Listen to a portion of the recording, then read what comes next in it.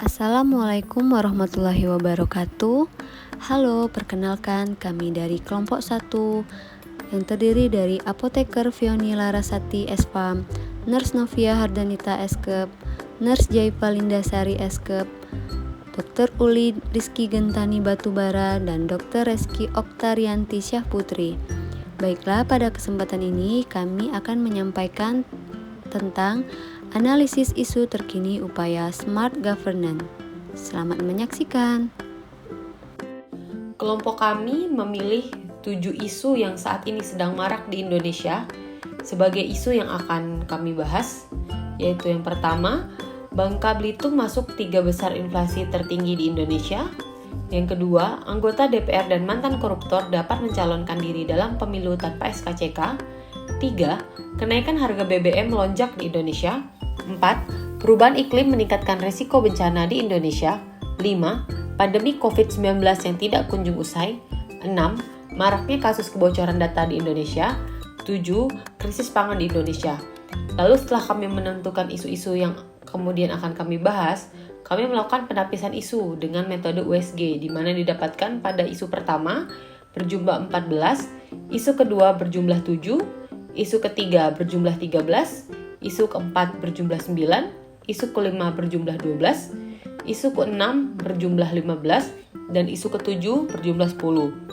Maka dari itu, akhirnya kami menentukan bahwa isu prioritas kami adalah mengenai maraknya kasus kebocoran data di Indonesia. Beberapa dampak yang diakibatkan oleh adanya kebocoran data yaitu 1. Hilangnya kepercayaan publik terhadap organisasi atau instansi tersebut. 2. Reputasi dari instansi dan organisasi yang akan menurun. 3. Adanya tuntutan hukum dari masyarakat terhadap instansi tersebut.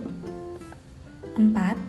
Mengakibatkan adanya kerugian finansial bagi instansi ataupun kerugian finansial bagi negara. 5.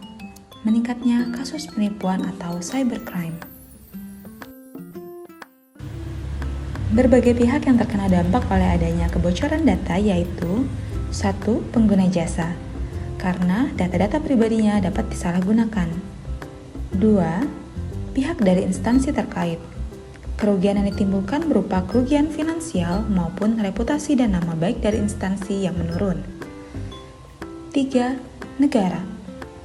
Berdasarkan hasil riset dari CSIRT.id bahwa kerugian negara mencapai 600 triliun akibat kebocoran data. Untuk kasus kebocoran data ini, kita dapat melakukan analisis isu menggunakan fishbone diagram. Menurut kami, terdapat 4 faktor yang mempengaruhi kebocoran data tersebut.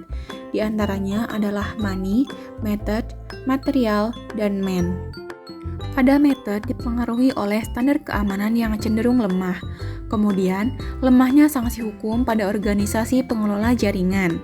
Bidang keamanan jaringan belum mendapatkan perhatian lebih dari pemerintah. Kemudian juga tidak dilakukan monitoring sehingga peretasan yang terjadi tidak dapat diketahui. Pada bagian material, enkripsi misalnya tidak dilakukan kepada data-data kunci, contohnya nomor-nomor penting seperti nomor NIK. Kemudian, mungkin saja ada bagian yang kurang mutakhir pada sistem, sehingga dengan mudah dapat diretas. Kemudian, pada cabang man, kemampuan IT kurang. Bisa dimaksudkan bahwa baik pengguna maupun penyedia jasa tidak memiliki kemampuan IT yang mumpuni untuk melindungi jaringan itu sendiri. Yang kedua, kurang peduli. Baik pengguna maupun pengelola akan cenderung meremehkan dan kurang perhatian terhadap adanya kebocoran data melalui jaringan. Yang terakhir adalah money. Kurangnya anggaran dapat menyebabkan rangkaian kegiatan maintenance dan proteksi jaringan tidak berjalan secara semestinya. Solusinya adalah 1. Meningkatkan sistem keamanan digital.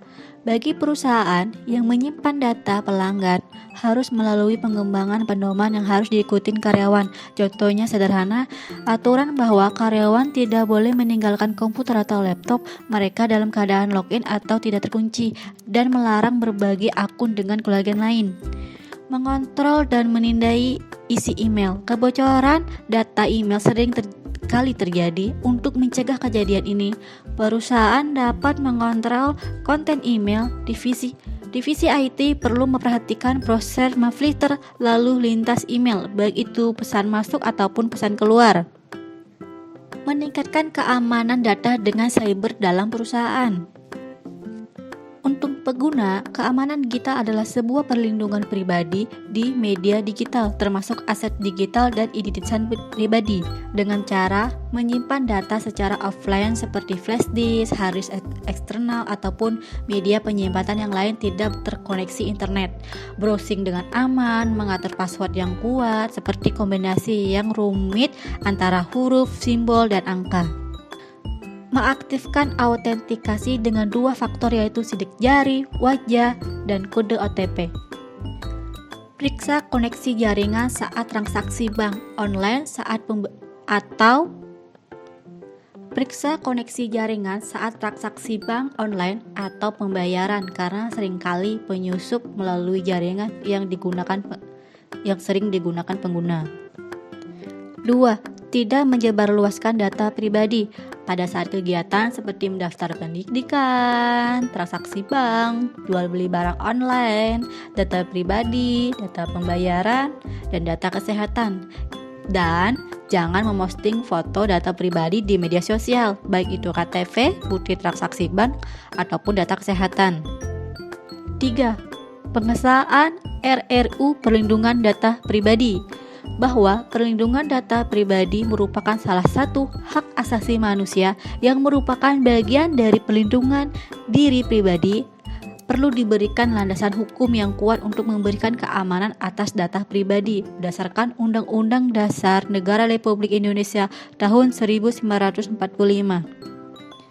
Bahwa perlindungan data pribadi ditunjukkan untuk menjamin hak warga negara atas perlindungan diri pribadi dan menumbuhkan kesadaran masyarakat serta menjamin pengakuan dan penghormatan atas pentingnya perlindungan data pribadi. Baiklah, sekian dari presentasi dari kelompok kami. Kami ucapkan terima kasih atas perhatiannya. Wassalamualaikum warahmatullahi wabarakatuh.